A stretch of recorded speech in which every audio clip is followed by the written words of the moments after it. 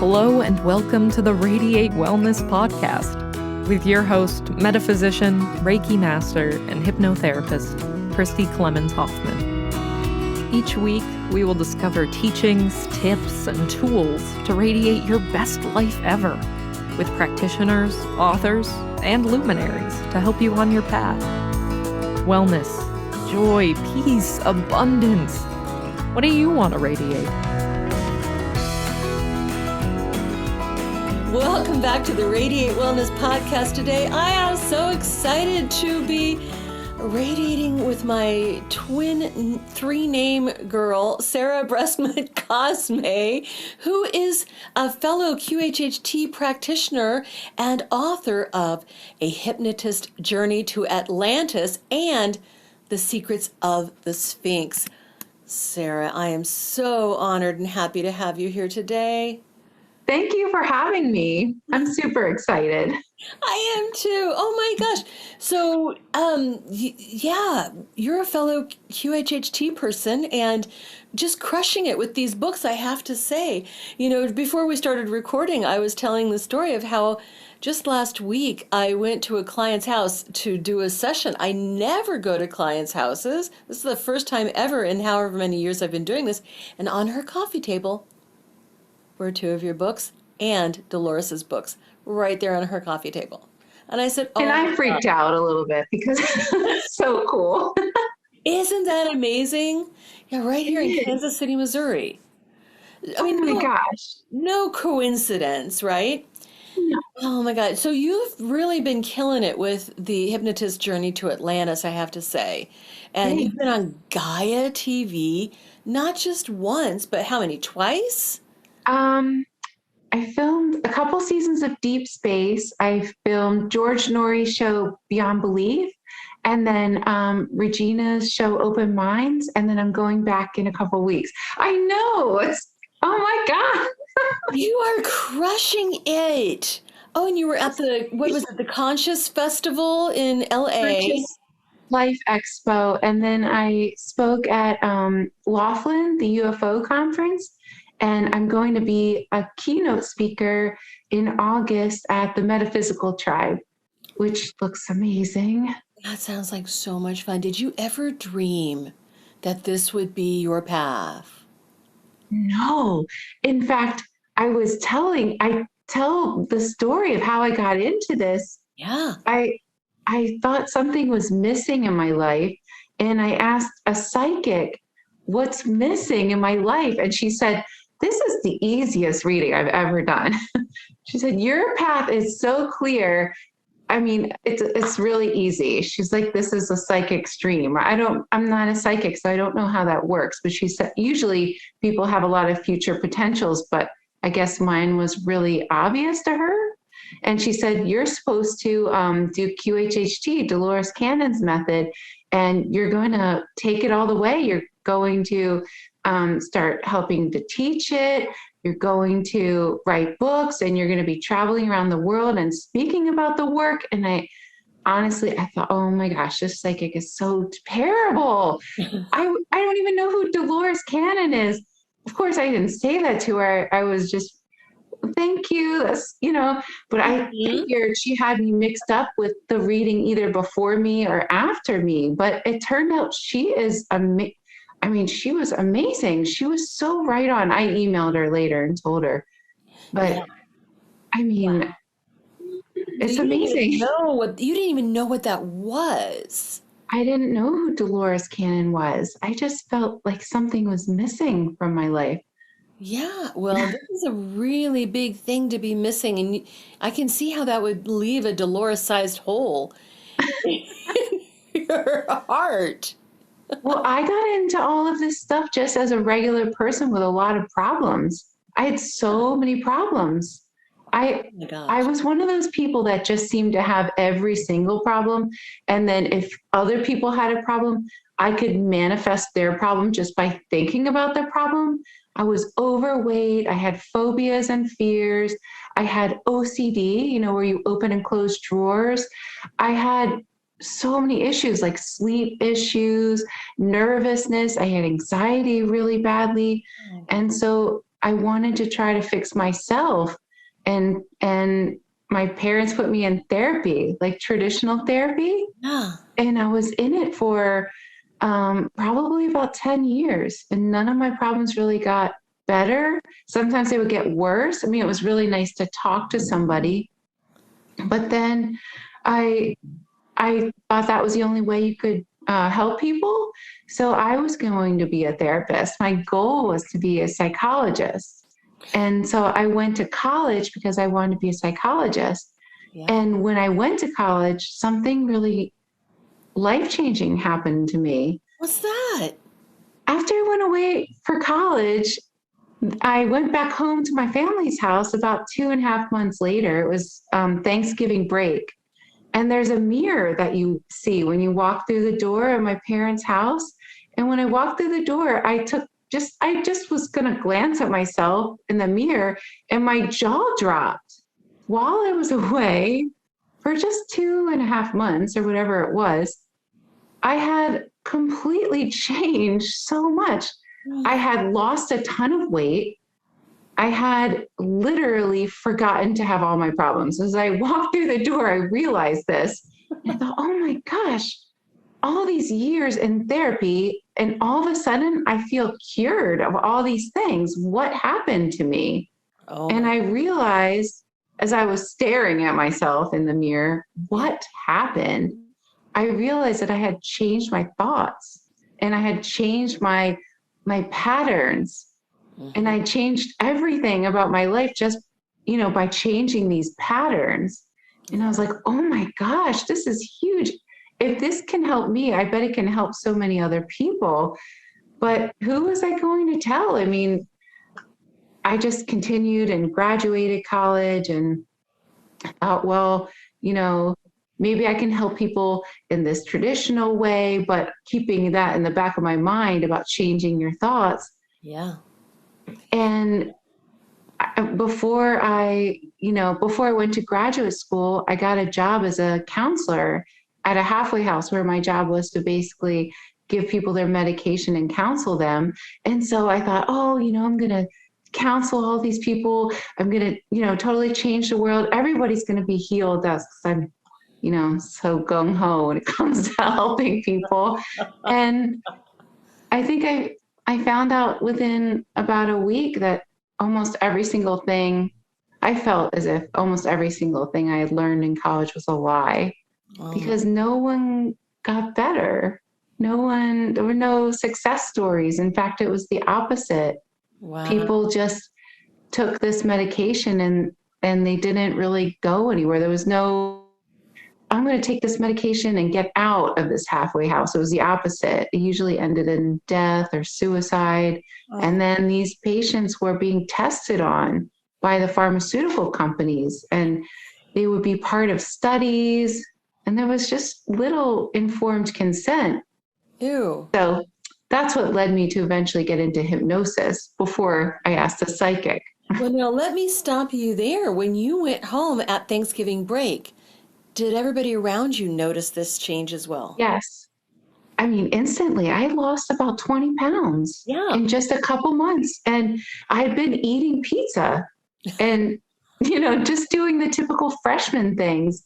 Yeah. And so it didn't make any sense. I didn't change my diet. In fact, I felt I ate more, but it was how I ate.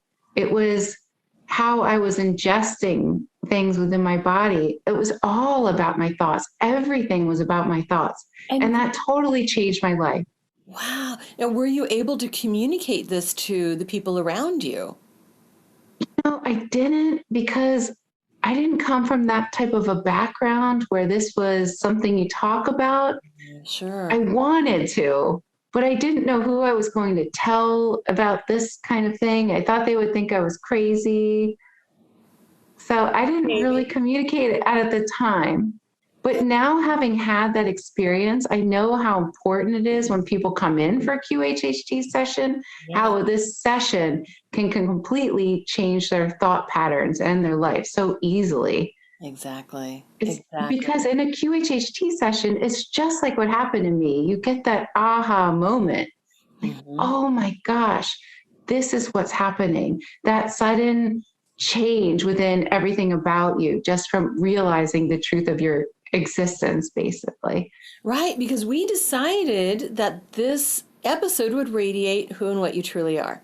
Or we put it a different way. Do you remember? Because I don't remember how we put it. Do you remember how we put it?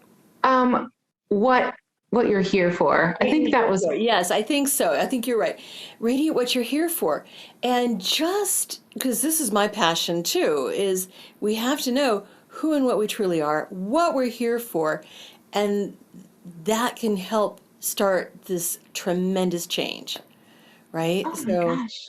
Yes. Yeah, just changing your thoughts, changing your energy, changing your vibration, your frequency can change relationships, health, weight, psychological, mental, emotional, spiritual problems, all of Well, it. I always thought before this happened to me that you eat a certain amount of calories or you eat certain foods and that affects your weight.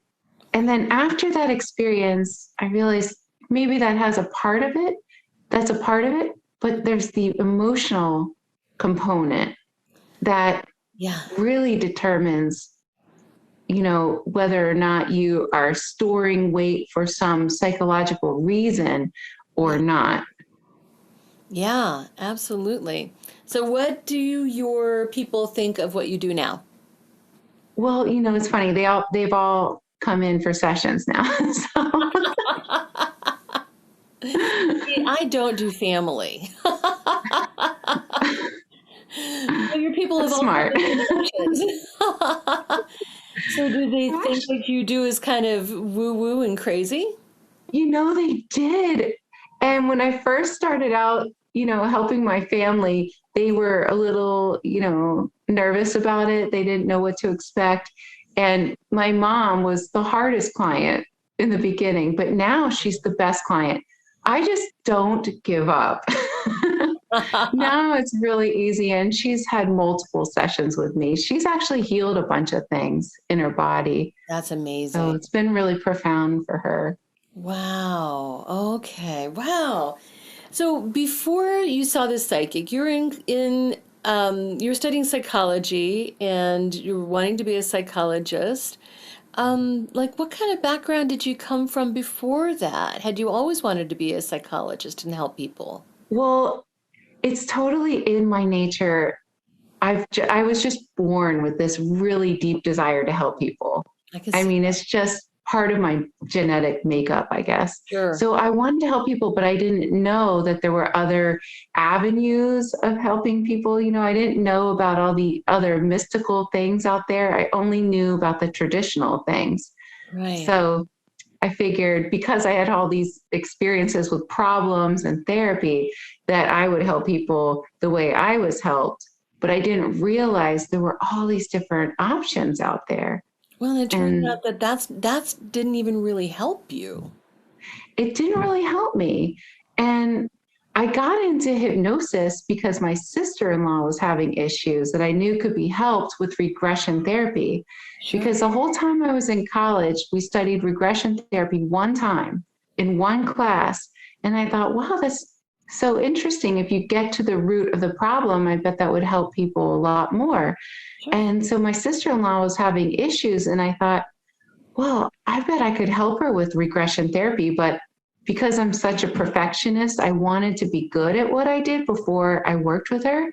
So I became a master hypnotist in 2009, and I approached her and said, could I do this with you? I learned all about regression therapy, and I wasn't allowed because it was against her religion. So I didn't know that it could be against someone's religion. At the time, I just didn't have that type of religious background.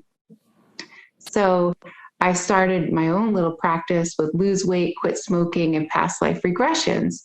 And it was so obvious from the get-go that there was something about the past life regressions that actually absolutely worked. Like people could come in for just one session and they could heal themselves in just one session. And it just blew the other hypnosis out of the water. And I thought, oh my gosh, because I want to do something that worked, that actually helped people. So I tried to find, whoever I could to study this with that I thought was really good in their field. And I found Dr. Weiss. So he was my first teacher. And that's the method I was doing, which is a fantastic method. It's just different than QHHT. In a QHHT session, as you know, the goal is different. The goal is to access the higher self. In a past life regression, it's to find out what the person's past life was and relate it to their current life. Right. Go to the origin point, if you will. Right. Which can be very healing. But yeah, well, she's different. Mm-hmm. People were healing just doing regular past life regressions. But I feel like for me personally, I really like Dolores Cannon's method because it gets to the root of the problem. Yeah. So how did you find Dolores specifically? Yeah, there was the psychic, but you didn't know who that was. I mean, did you immediately go out and look her up, or how did you find Dolores? Well, the psychic literally said Dolores Cannon. Wow. And I said, who is that? I've never heard of her. And she said, yeah, you're going to you're going to go really far with this QHHT, Dolores Cannon's method. So it was later that I looked her up. And right away, it was like the goosebumps, oh my gosh, I had no idea. And it was just such a match for me when I started doing her method. And I've been doing it ever since. So I love it. So how long is that? How long have you been doing QHHT? So I've been doing QHHT since 2017. Wow. Yeah. So you didn't even get to meet Dolores. No, I didn't. Only her daughter. And then before the quarantine, I was traveling around the world with Julia Cannon and assisting her in the classes and teaching. Yeah. I was really lucky to have gone to the class in Egypt and Machu Picchu and Miami and yeah, it's wonderful. Mount Shasta. Yes, that's amazing. Wow. So you've been doing it just a year less than I have. Mm-hmm. That's amazing. Oh, wow. Yeah. So let's switch to a hypnotist journey to Atlantis. So how did that come about? How did that get started? So this all started when I needed a subject to regress to videotape to take to the level 3 class. That was all of a sudden going to be in Orlando. And I was so excited that there was a class that I could go to that was close to me because I live in Florida. It just appeared out of the blue. And so I thought, oh my gosh, I better find somebody quickly. So I needed somebody on the spot. And I didn't want to ask a paying client because I just felt like this, I don't know. I wanted to get somebody that was a volunteer because I knew it was going to be videotaped and people were going to watch it. Yeah. And so my first instinct was to ask my friend. And at the time, right after, I thought about asking her, I thought, why did I ask her? Of all people, I knew she wasn't into any of this stuff. She had never read a Dolores Cannon book. She wasn't into spiritual things. And the reason I knew this was because I used to sit after school and we used to watch our kids play at the playground every day after school. And we talked almost every day for so many years after school. So I knew that she was not into any of this stuff because I would bring it up subtly, like a little bit, and she just wasn't into it. So I'm not one of those people that likes to go and assert my belief on anyone or start talking about spiritual things unless that person is into it. Mm-hmm. Right. But I asked her, would you want to do this and volunteer to be my subject for this session? Because, I need somebody on the spot. And if you do this, you can really find out who you really are, why you're here. And, you can really find out so many things about you, and you can even heal your body if you have any issues. And she looked at me and she said, are you serious? Because I haven't told anybody, but I'm suffering from this brain condition called pseudotumor cerebri, and I haven't told anyone from the school. And she said, I was nervous to tell, I haven't told any of my friends. I was nervous to tell my family. They're the only ones that know. But she was working really closely with this team of specialists at the University of Miami. And she said they said there's no cure for this at all, that they put her on these heavy duty medications, and it was just causing so many issues in her body. She said there was a risk of stroke, and she had these severe headaches, and it was terrible. She just felt so depressed and really felt like there was no hope for her, with no cure and everything. So she said, yes, I will happily agree to be your subject for this session that you want to videotape. So I thought, okay, good, let's do a session. I'm going to videotape this session and take it to my class. So our first session, she gets regressed by me and goes to this past life where she's this queen in this place. It's like in the South Pacific. And we find out it's this place called Lemuria. She has never heard of this place before. Oh my Then she's taken as a prisoner by these really advanced people known as the Atlanteans, and she lives for 60 years in Atlantis. And so during a QHHT session, you access the person's higher self or their subconscious. So as I did that, I asked, why did first of all, why does she have this brain condition? They said, to get her to see you, because you guys are meant to uncover this information and share it with the world. It wasn't time when she tried to share this with the world before. She tried in the 1970s, and she was called crazy. They said she was suffering from a condition called female hysteria because she has female hormones, believe it or not, in the 70s. And so was that Dolores? Are you talking about Dolores then? No, Jen. So Oh. Jen had the brain condition to come see me, and we're supposed to uncover all this information and share it with the world because the world needs it really badly now. Yes. Jen, in a different lifetime, tried to share this information before, but she was called crazy and she was lobotomized. So this is the next life. And they said she waited around in the afterlife for a while for the perfect time, the perfect situation where she could meet up with me and we could uncover this information and then share it. And they said, we will help you share it. There's nothing you need to do.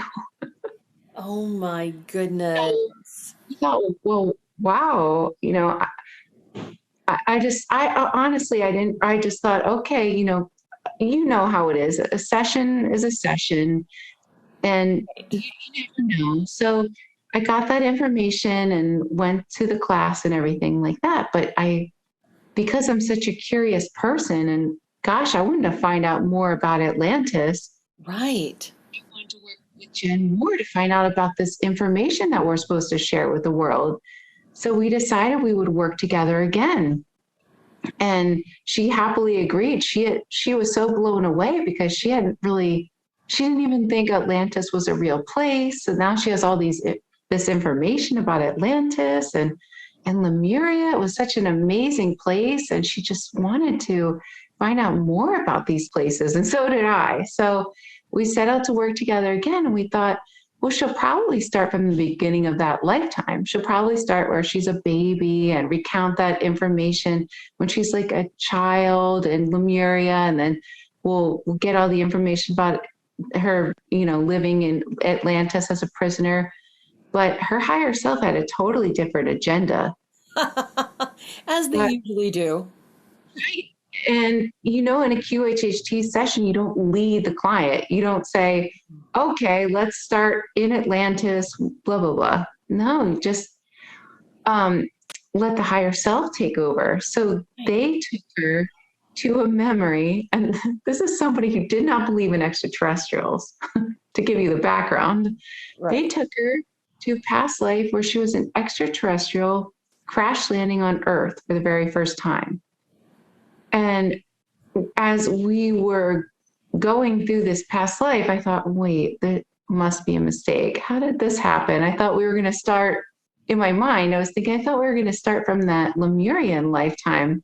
But no, that was not the beginning of the story. That was not the start of this information they wanted us to share. They wanted us to share all about why the extraterrestrials came to Earth, what they're doing here, their mission, their purpose, and then what happened, how the Atlantis started, Lemuria started, just from the ground up. And meanwhile, we're both pretty blown away. So we get all this information.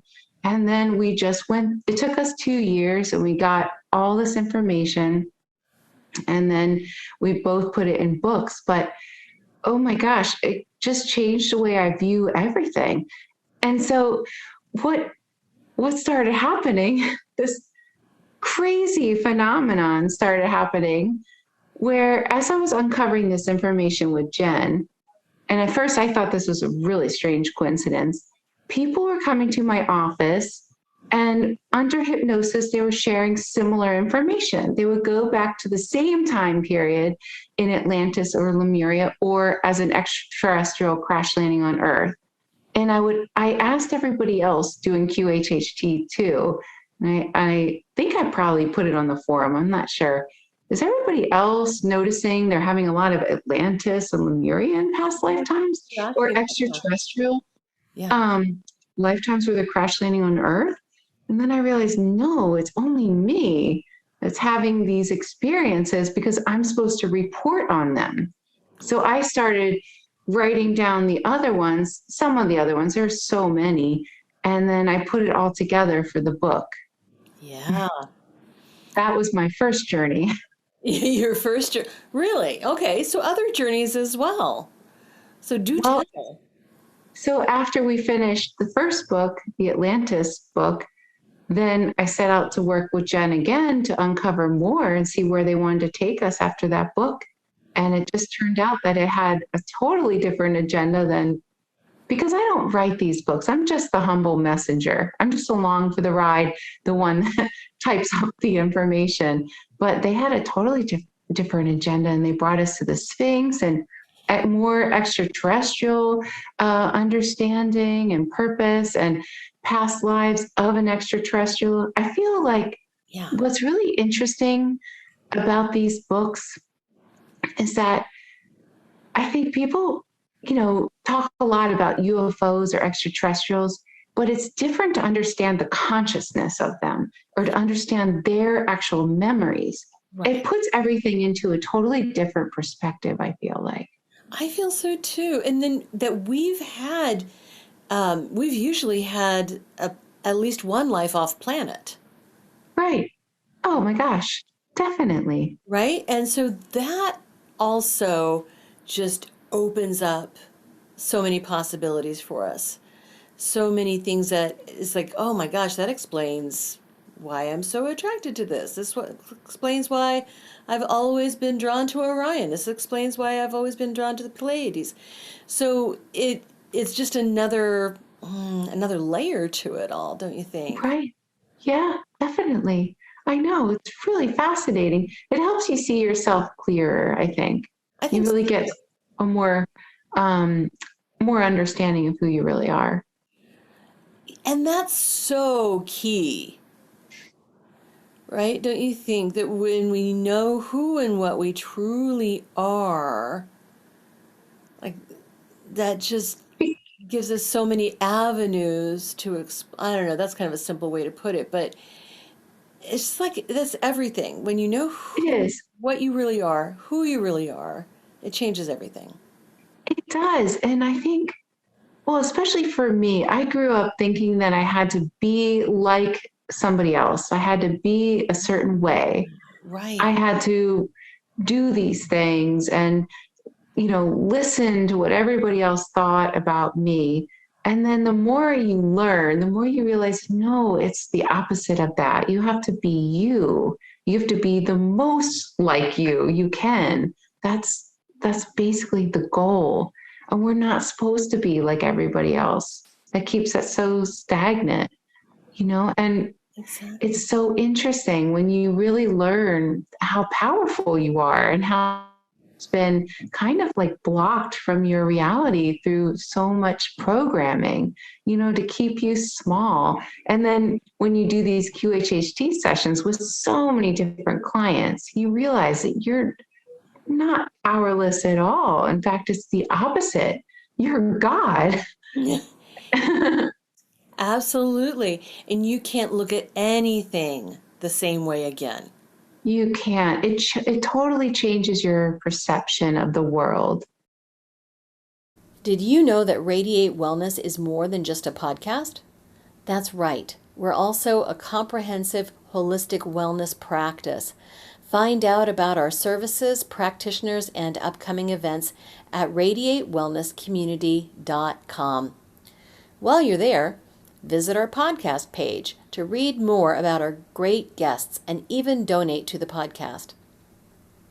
If you like our podcast, you can help in other ways as well, like subscribe or follow us wherever you're listening right now. Tell a friend, a family member, or a coworker about the great content you find here. And if you wouldn't mind, please give us a thumbs up, a 5-star rating, or a positive review. Sounds like a small thing, but it really helps. You might like to know about our Facebook communities while we're at it. We have a free community, the Radiate Wellness community, on Facebook for news and great free content. Our subscribers group is Radiate You, as in the letter U, but also, well, you. There you'll find curated replays of past classes, guest interviews, and more. And now, back to our podcast and back to our guest. It does. Now, were you brought up in any particular religious tradition? Well, my dad is Jewish and my mom is Quaker. And both sides of my family were religious. I mean, not my parents, so to speak, but their family was religious. Yeah. So we just didn't have religion because there's some things they disagreed on. But I was, we could be adaptable, talk about Jesus at this house, but definitely not at this house. Just, keep it nice. And it was no big deal, but it definitely it was very helpful to me to not really have a religion because I didn't have that to kind of hold me back. So I didn't have any. You didn't have a conceived notion. You didn't have some sort of worldview that was really constrained. Right. Yeah. It was kind of the opposite. So I was pretty lucky, I felt. That sounds like a very open-minded upbringing. I mean, these two, they're not even polar opposites, but just like two very different views of how things work. And then, which I have huge respect for Quakers and huge respect for the Jewish tradition. Huge respect. Fast hit, I mean, just like those are two fascinating groups. And, just this, I can imagine that it leaves you more or less a blank slate. I feel really blessed, but you know how it is when we design our lives, and you look back on how you designed your life, it all makes sense. It makes sense that I would have decided that for myself. But then it's also hard when you're like, why did I have to have so many problems? I mean, and I think my higher self has a sense of humor because I'm half Jewish, half Quaker, and then my in-laws are Jehovah's Witnesses. I don't know if you know this, but I'm not the poster child for what to do in the Jehovah's religion, but my in-laws are such fantastic people. Thank goodness. Wow. Yeah, I can imagine that would be kind of pushing some envelopes there. It's like, they're fantastic people and awesome. And it's wonderful. It is what it is, but I'm very respectful. And I don't go around talking about aliens or anything like that unless they're curious. Right. Yeah. Unless they're curious.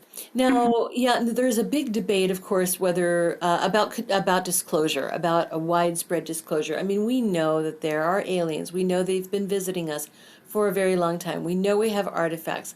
We know that we've got a history with extraterrestrials. And yet it's not just like widely disclosed. There are some that say it's not widely disclosed because that would really just upend our worldview. I don't know. What do you think? Well, I think there's a bunch of reasons. I think our society kind of runs on people doing work and making money for, it's kind of like a top tiered government where people make money off of people that don't want to think too much. And I think if people really knew who they really were and they realized the potential that they actually are walking around with and that they create this reality and that they're really God, that would have a lot of negative effects for the people that are making money off of these people, so to speak. So there's that. I mean, it's just seems to be the way our society is run. And then there's also the aspect that if people really knew that they've been lied to, what are they going to say about other things that they could have been lied to about? I think that there's so many things at play. And then there's the fear aspect. Some people might be in total fear and think that, you know, there's this like group that could totally take over the world and turn them into robots and stuff like that. So Yeah, yeah. And then there are those saying that it would completely turn religion on its head, which that was a big issue that the higher self kept saying when they were giving me information through my clients. They said there's a lot of people that aren't really going to be happy with the information that we're sharing with you because it would really put religion on its head, so to speak. When they say things like, you know, we all come from the stars. I mean, not that it would totally destroy religion because you could totally look at it through a religious lens, but just that even the angels come from the stars, they were saying. So it just, I guess, just a different way of looking at things, or a different way of giving things a name. Right. Basically. It doesn't have to be mutually exclusive. It doesn't have Right. to cancel each other out. It doesn't, not at all. No. Okay, so let's get back to the books. So what, where do I even start, Sarah? I mean, because so many questions about Atlantis. Yes, I've had clients go to Atlantis. I've read Dolores's books. What have you found that's new or interesting about Atlantis? Okay, so as we were getting this information, we started in 2018. And as we were getting all this information, I always wondered why the Atlanteans wanted to go to Lemuria. What did they want from the Lemurians? The Lemurians were this beautiful society. It was a matriarchal society where it was women run. And the reason why the women were the rulers is because they instinctually had knowledge that they would pass on from mother to daughter. They wouldn't have to teach the daughter. It was an instinct that was just passed through the subconscious. And it was a beautiful society full of compassion, and they were very spiritual. They had many different things that they practiced to communicate with their ancient ancestors. So I always wondered, what did the Atlanteans want from the Lemurians? Well, I noticed in the sessions that a lot of people that I would regress would go back to Atlantis during this time, and they would say that the air was smoggy, that they couldn't really see the sun, like not every day. And I always wondered why that was. And it turns out there was a virus in Atlantis, and it was a deadly virus. So they were burning the bodies. That's the way that they got rid of the bodies. But it caused a lot of smoke and a lot of ash in the air, or I don't know what was in the air, but it was something that covered the sun, basically. So there was a virus, and the Lemurians type of immunity. And these Atlanteans were very advanced. I can tell you why they were advanced, but I'll get to that later. So they were very advanced, way more than the Lemurians. The Lemurians were advanced spiritually, but the Lemurians had a type of immunity on their island. And they wouldn't really get sick on their island. They would have pain, like with childbirth and things like that, But the Atlanteans had noticed this. They had been watching them secretly and noticed that they had this type of immunity. So they made themselves known. They had this special technology, was like stealth technology, just basic extraterrestrial technology, though, but they could hide themselves. So when they arrived in Lemuria, they wanted their immunity, but the Lemurians couldn't give the Atlanteans their immunity. It wasn't something they could transfer. It was given to them from the star people. So the star people had given them these special crystals, which the way they placed them would create this immunity. It wasn't something they could give to somebody else. But the Atlanteans told them, look, we're dealing with this deadly virus. We need your immunity. And the Lemurians kept explaining, look, we can't transfer this to you. This was a gift from the star people. So the Atlanteans around this time, developed a vaccine because they were running out of options. So it was different than vaccines now. It was a slit in the arm and genetic material was placed in, and it was a mandatory vaccine, but they were using animal DNA. Now they had already been experimenting with animals and putting different animal body parts. That was a common thing happening there, but this was different. This was the vaccine for this deadly virus. And at the time, it looked like this was definitely going to work. This vaccine was just a godsend. People were rejoicing. They were able to come out of their quarantine. Everybody was able to go about their life, and it looked fantastic. Sounds familiar. All of this is familiar for a reason. So after the first set of babies started being born with horrific side effects, they realized, oh, we have to do something about this. So they were desperate. They did not know what to do with it. And because the Lemurians would not give them this immunity, because they couldn't, the Atlanteans told them they were going to destroy them if they did not do what they wanted. They wanted this, and they were desperate at this point. So that is when they destroyed Lemuria. And there's so many, I bet you do too, so many clients who recount the can't speak today, ginormous wave that destroyed their whole civilization. So many people have this fear, and there's so many people back again right now. That's why so many people come in for a session and they go to this time. So anyway,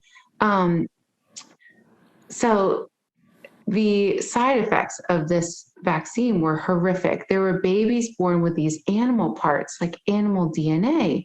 Some were born without certain parts, and it was terrible. It was just, they did not know what to do. So they tried to revamp this vaccine, and they put it back into all kinds of trials. And the second one, same issue. They didn't fix it until the third one. But at that point, it was almost the end of their whole civilization. But so when Jen, whose name in this lifetime was Kala, was living as a prisoner in this prison, she was able to kind of understand what was happening, from her perspective. Of course, she got a much greater perspective in the afterlife, but she saw that they tested her a lot of times. They tried to do different experiments on her. They were horrific, the stuff that she endured during that lifetime. But what I think is really important to understand, and it's what I've come to learn through writing this book, was that the side effects that these children had actually created a lot of abilities. And I think it's important because so many of us are back again now. So many of us are so triggered. And there's a reason why a lot of people who lived during this time period are very, very triggered, because they're back again now to, experience this again and move past this trauma. Yeah. But what's important to understand is the side effects. Although, yes, they were horrific for many, and they were just devastating. For some, they created these amazing abilities. So there were these children that were born that could because of their side effects, they could tap into crystals, tap into ley lines, they could levitate things with their mind. It's almost as if the side effects opened a new channel in their mind. And if you look at our society today, if you look at the savants, say, just some group of people that are considered to have a disability, they have an obvious ability. And if you look at autistic children as well, there's some teachers of autistic children that will tell you that they can communicate with full sentences to one another. So I think as we move forward, it's really important to understand that disabilities also have abilities. People with disabilities also have abilities, and it's hard because, of course, who wants to have a disability? But I think just as we move forward in our current timeline, so as I pulled all this information, and then we started to notice that there were a lot of similarities going on around us in the outside world. And we started to get scared, to be honest with you. I thought, oh my gosh, are we repeating this? Are we going to repeat all of this stuff? But what I've learned is no, we're right on track. We're doing things so much better, now. We're actually progressing in such a great way that it's like this. Humanity doesn't evolve in a straight line. It evolves in cycles. So the fact that we're back here again means we're doing better this time. We're moving past this, and there's so many of us back again now, because after those civilizations were destroyed, there was so much karma, so much trauma to account for. I mean, we're talking about millions of souls. So we all decided we were going to get back together now and do this differently, or whatever way we chose to do it differently. There's no right or wrong. You can't do it wrong. It's just a learning experience. Yeah. And obviously we didn't learn what we needed to learn the last time, and we are needing to come back. It's the old adage of those who do not learn history are doomed to repeat it. Exactly. So let's switch over to the Sphinx. So what did you find out for that title? Oh my goodness. So I worked again with Jen, and we went deeper into her other past life when she was in the 1970s. So fascinating. We got so many details. We found out that she was committed to the Bellevue Mental Hospital in New York, and she threw herself off the Brooklyn Bridge. And we were able to retrace her steps and go through that life in so much detail. And as I was uncovering that past life through the hypnosis, we realized that she had done this before with somebody else named Julie. There was another hypnotist. She used this method where she would have Jen, who had a different name in that lifetime, stare into a candle. That was how she hypnotized her in that lifetime. And back in the 1970s, in that past life, this information came to her a lot easier. They said they put blocks on it in her current life as Jen, just so it wouldn't be so overwhelming. So what happened in the 70s wouldn't happen to her in this current lifetime. But as I was going through all this information with Jen under hypnosis and through the use of Julie back in that lifetime, sorry, I don't want to lose you with all these different names, we realized that she uncovered so much information about the Sphinx. And it was interesting because I had been to the Sphinx when I went to Egypt to help teach with Julia Cannon. And I had had my own regression where I went to the Sphinx. So the Sphinx has always fascinated me. And it turned out that the Sphinx is actually like a beacon, like a radio. It's built on this very special rock, so it's communicating with other planets. It records history. So it's there recording our history and sending it out to all these other planets who are keeping track of us. And then we're also getting information that comes through the Sphinx as well. The Sphinx isn't the only kind of beacon or, signal like this, but it's one of the most well known. But there's so much about the Sphinx that's so fascinating. I mean, everything is recorded in the Sphinx. And it's like this, it's also like a time capsule. So when the time is right, we will be able to access our full history, the way history really was. But if you were to really access this information now, it would completely awaken you. You would be completely enlightened. And that's not really why we're here. I mean, we're supposed to have this experience and go through the motions and evolve ourselves until we're really, ready for that. And by the time we're really ready for that, we'll probably be ready to go to a different planet at that point because we will have evolved ourselves so high. But Right, right. Yeah, it's our journey to just figure it out on our own. right. The breadcrumbs and with all of the different types of ways to open that consciousness. That had come up in some of my sessions too about the Sphinx being a repository, being like a beacon, being a communication device in a way. Yes, communication device. Mm-hmm. See, that's so confirming. And I don't know about you, but I didn't know any of these things before doing No, these sessions. no, And what's so amazing is I'll have multiple clients say the same thing in their sessions, and they don't know one another, and no. they don't know these things consciously. So Right. I feel like it really validates this information.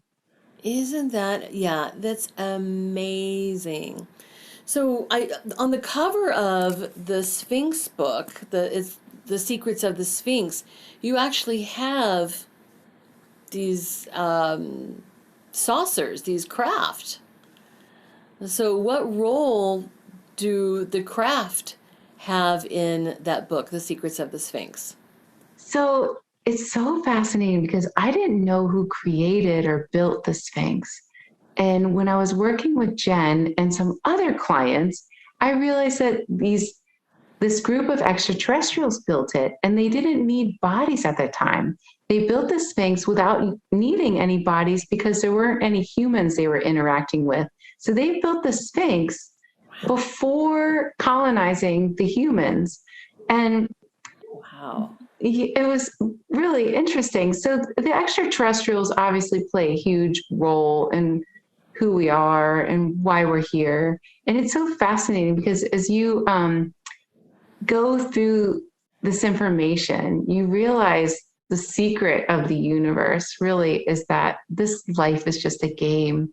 And we are extraterrestrials. Like we're all part of this group that has done all of this, that has built the Sphinx, that has created this world. These worlds are created for our experience, and we're the ones that created them.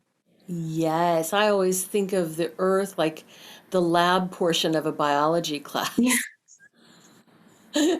where you've got the lecture portion and then you go try it out in the lab. And then this is where we right. come to actually look at the physical implications and to see just, yeah, this chess game, how it actually works, how it actually, how we use consciousness, how we use our thoughts, how we use our vibrations in a slowed down environment to put into practice the things that we know elsewhere.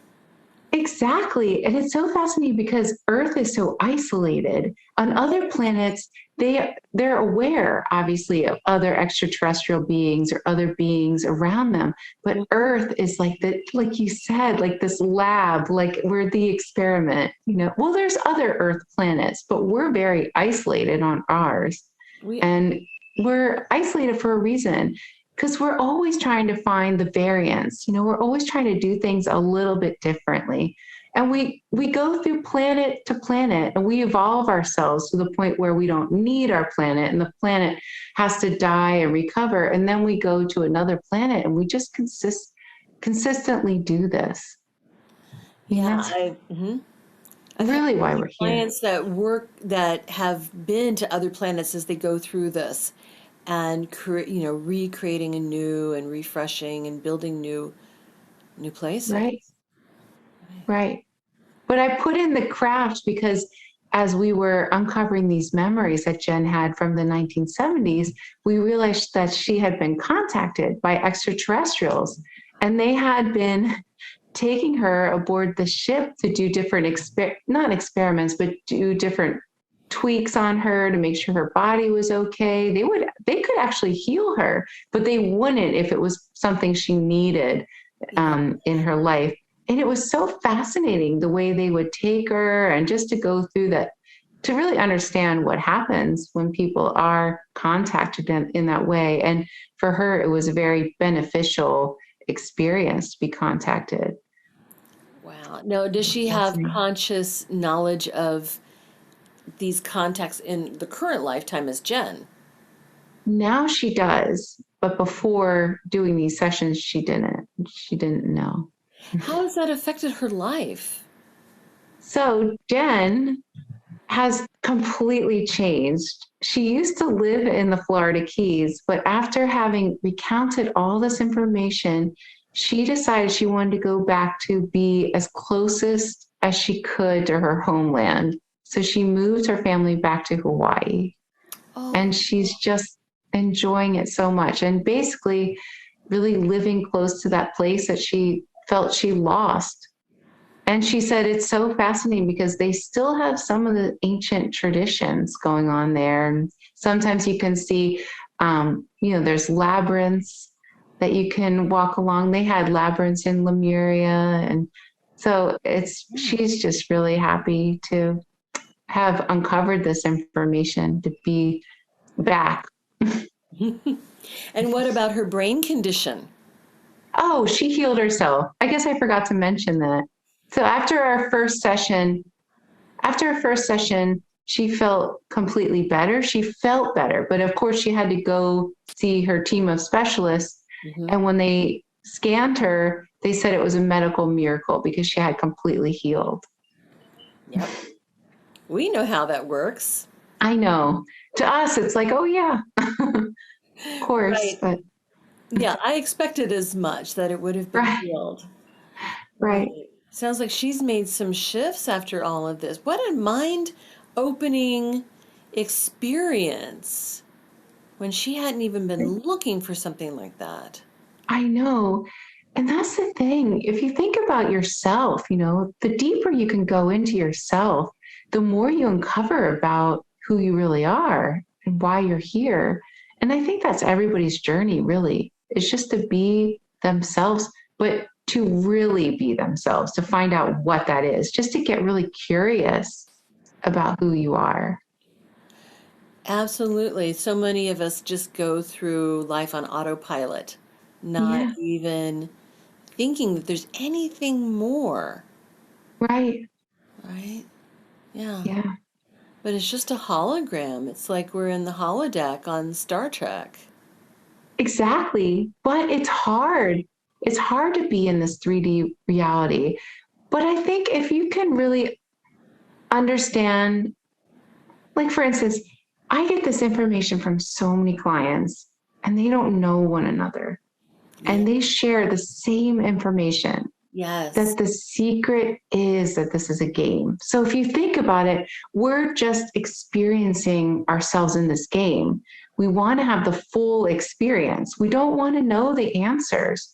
We don't know what great things are coming down the road for us. We want to be surprised by it all. We want the sadness. We want the happiness in this game.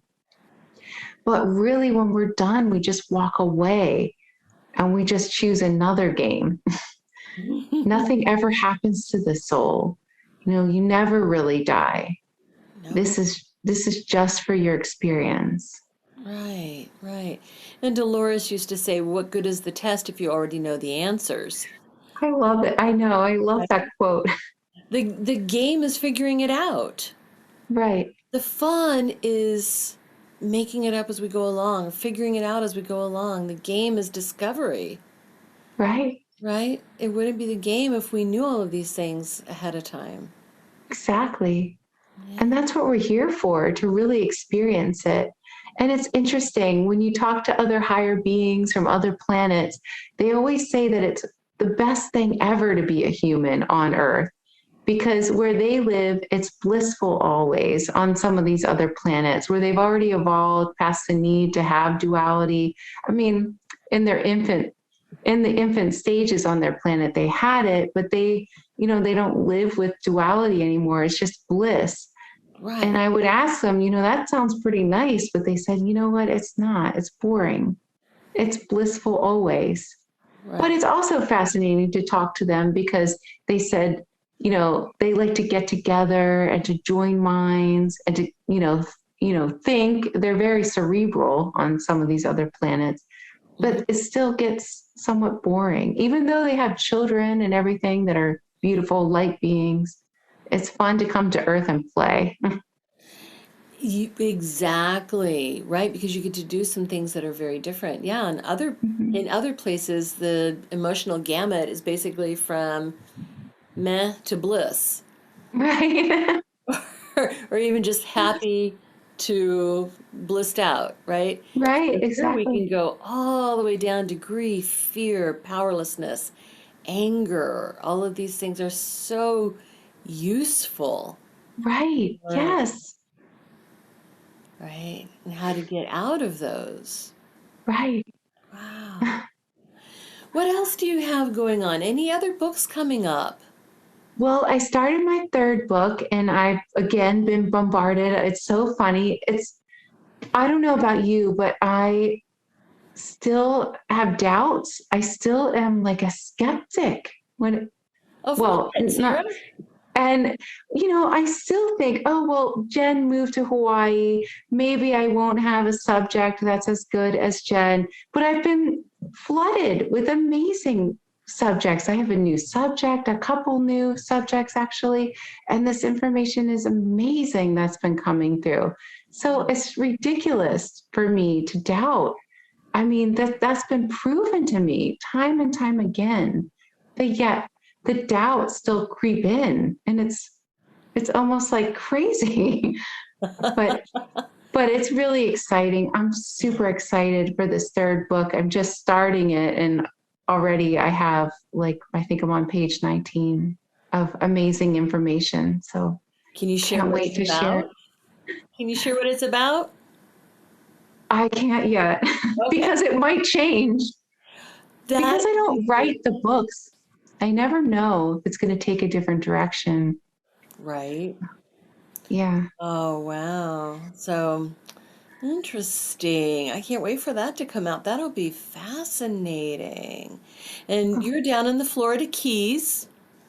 You're still seeing clients. Mm-hmm.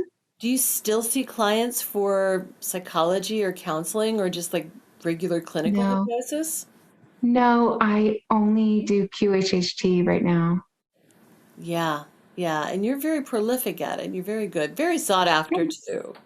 Thank you. Yeah. Fantastic. Is there anything that we haven't talked about that you think is really important to mention? I'm trying to think. Well, I think that one of the biggest reasons I wrote these books was because it doesn't take much to heal from these lifetimes or to heal just on certain levels. All you really have to do is to read something that you really resonate with, and you can release so much trauma. And I know this because once I had a session where I was doing a session and my client recounted a past life where she remembered me. And in this lifetime, my shoulder had been dislocated. Now, I had always had this issue with my left shoulder. It was just a weird issue. And I didn't think anything of it when she recounted this lifetime. But it wasn't until the next day when I was driving in my car, I realized, oh my gosh, my shoulder had healed just from hearing her session. Yeah. So I know that it doesn't take much for other people to heal. And I thought the best impact I could have on other people was that they could read these books and heal without ever having to go through and remember it personally.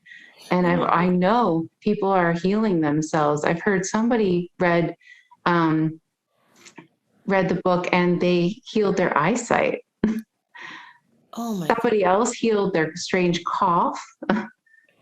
Yeah. It's pretty interesting. Well, has it ever happened to you where you read something or you heard something and you resonated with it so deeply, you get the goosebumps, and then you realize you've released a layer of your trauma instantly? Yeah. That's really my intention for putting these books out there. Oh my gosh. And that's a great point, because a lot of people resonate so much with Dolores, and that her writings, your books, changed lives. Change people, the way people see themselves, and change lives that way.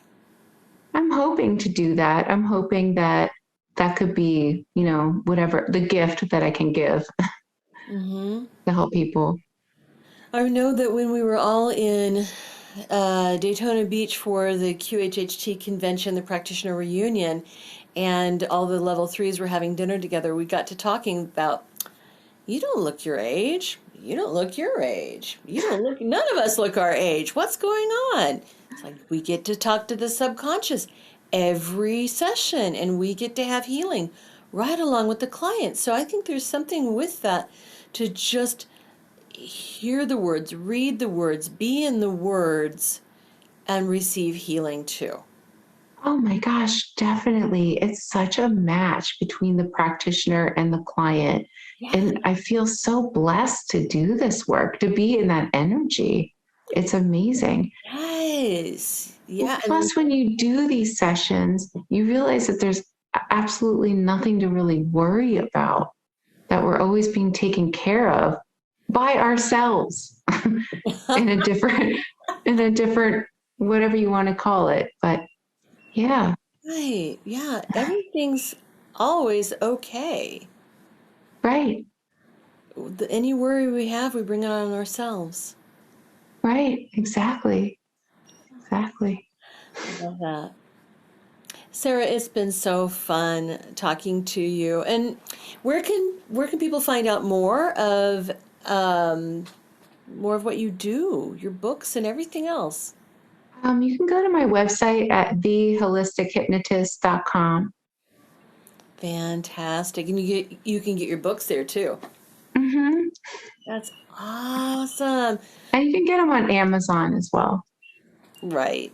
But let's go to the source. So thank you so much for joining me today. You are just delightful, and I enjoy knowing you so much. Me too. Thank you so much. It was really fun.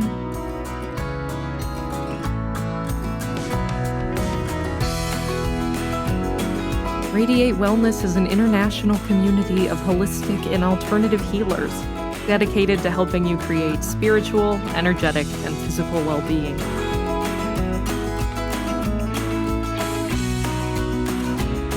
To learn more about our practitioners, services, classes, and events, or to schedule an appointment, visit us at radiatewellnesscommunity.com.